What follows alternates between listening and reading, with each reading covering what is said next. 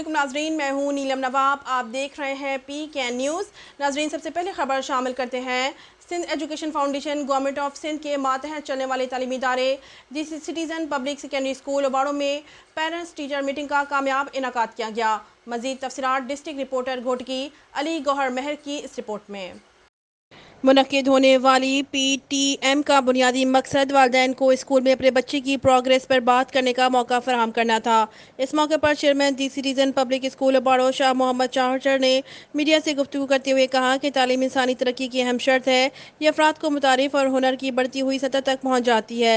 اور اس تقریب میں سول جج اواڑوں نیاز حسین مستوئی، کوآرڈینیٹر ندیم علی، پرنسپل میڈم کرن ایاز، ایڈمن عبدالجبار چاچر، پاکستان جرنلزم کے مرکزی صدر شفقت سولنگی، اسکول کے اساتذہ، والدین اور صحافی حضرات نے شرکت کی اور بچوں میں انعامات تقسیم کیے۔ اس موقع پر والدین نے استاذہ کے کام پر مثبت آئیں دیں ان کی کاوشوں کو بھی سراہا اور تسلی بخش ریمارکس دیے۔